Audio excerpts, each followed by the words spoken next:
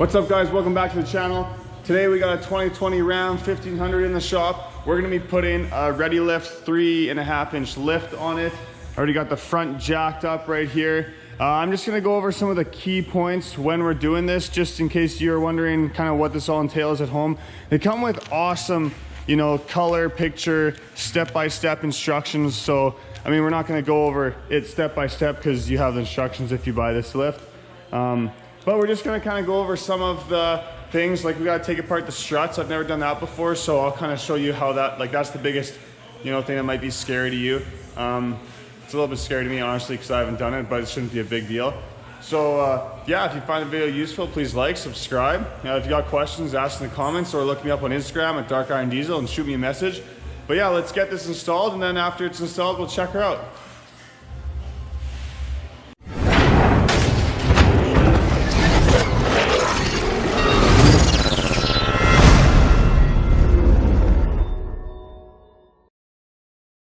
Here's the actual kit itself. It comes really well packaged. All of these things are wrapped in plastic. I just took them out just so you can kind of see better. But yeah, good packaging. So we're gonna rip the front tires off, and I'm gonna start installing it, and I'm just gonna kind of go over the main points as I install it. If you ever have a tapered fit like this tie rod, you're gonna wanna strike it with a hammer on the part the taper fits into. So for example, my upper ball joint here, I have it loose, but it's not coming out. So you're gonna wanna grab a hammer, you're gonna wanna hit it right here. Just like that. See how it pop loose? Just a tip, you probably know that, but if you don't, that's how you get those loose. All right, we got everything apart here pretty well. We got the strut out, we got the upper control arm out. There's that. These struts that this guy has in his truck, they are Bilstein adjustable struts, so he has them already up. I think they're about 2 inches lift already, so I'm gonna have to adjust them back down to the stock position for this lift. And yeah, like I said, we have to take these apart. So these are the spring compressors I have, so I'm gonna put them on. Be very careful with them, make sure you're wearing safety glasses and that kind of stuff. We're gonna compress this, and then I think we gotta just take this nut off. I've actually never taken a strut apart, so if you're watching this, you might have more experience with this than I do, but we're gonna figure it out. It really shouldn't be that hard. But yeah, we're gonna disassemble the struts a bit. Just keep in mind which way it goes, because these goes in only one way in the truck, so kind of see where that stud is. It's gotta be in line all the way down, so we just gotta keep that marked when we take it apart. But yeah, we'll see what happens. Okay, so I got a little bit of a change of plans, just because these are the Bilstein adjustable coils. They're already basically raised up so that these have more pressure on them, I guess. This is what is, you're supposed to actually put this up here, but see, this is about the same distance as these grooves here. So essentially, this is already installed with these coils. Like I don't believe I need this at all. I still have to use this top piece that goes on the top, like however that goes. And they want you to rotate this 180 degrees so that this lines up and you don't bow your coil here. So what I'm gonna do is, I have it in vise, I'm just gonna get a pry bar, put it in the top, I'm just gonna twist it around like that, rotate it 180 degrees, and then just put these on top. So if you don't have these, which most likely you have factory struts, then you're gonna have to disassemble them.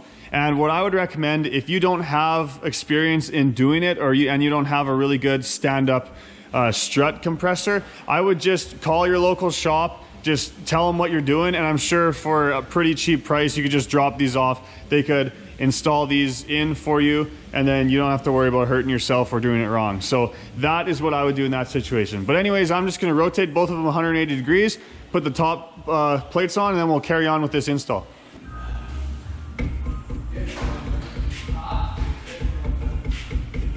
All right, I got these new control arms in. I got the struts in. Everything's loose still. I think I gotta put this upper ball joint in now, kind of just put it back together, and then we'll go at the back. I can't wait to see what it looks like when it's done though. This is kind of stupid. If you can see, I have to put a cotter pin through here, but look at where the hole is and where you tighten this nut up to. It doesn't even do anything. I guess it'll keep it from backing right off, but usually that hole should be somewhere in the actual nut itself. So that's dumb. LOL, never mind. If you actually read the instructions, it tells you to put this nut spacer on, and then you tighten it, and then that should line up the hole in one of these Castle nut slots. There we go. That's how it should look.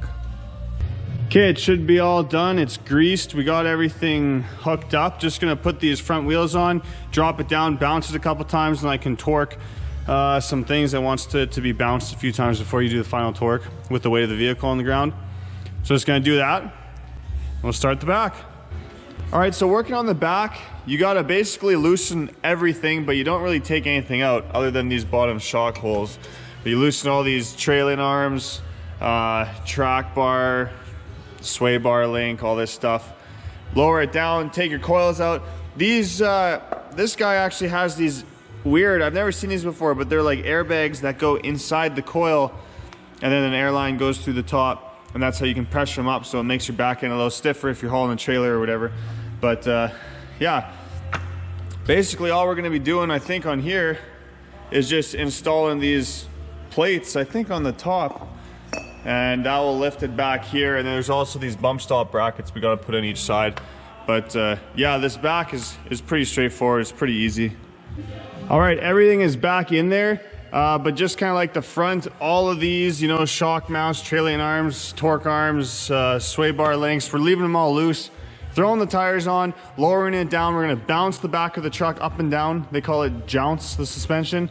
And then once everything settles, we will torque up everything else. And then we should be able to step back, take a look, and see what it all looks like when it's done. Obviously, it's still gonna need a wheel alignment, but I don't do those. I take it to a local OK Tire, just a block away, and they do the wheel alignment. But yeah, we'll get this on, tighten everything up, and we'll have a look.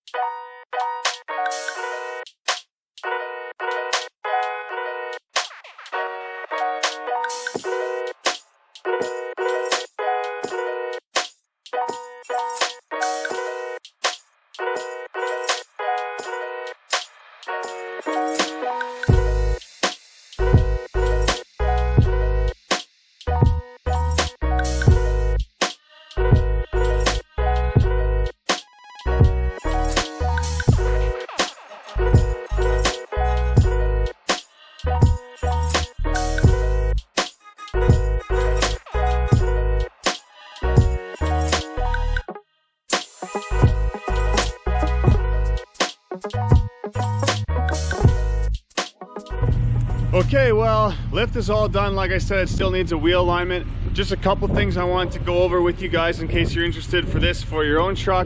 A couple things. This truck's gonna be a little bit unique.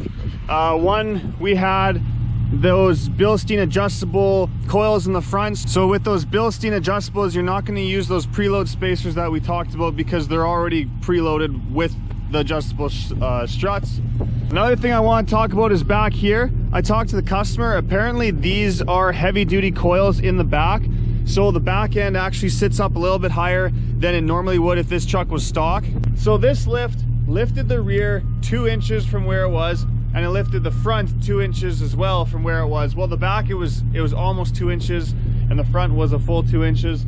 So it's still sitting a little bit slanted downwards. It's not quite leveled right out, but that's mostly to do with the fact that he's got those heavy duty coils in the back, so it's not sitting down where it would. If you had factory parts, factory components, this kit should sit level when you're done with it.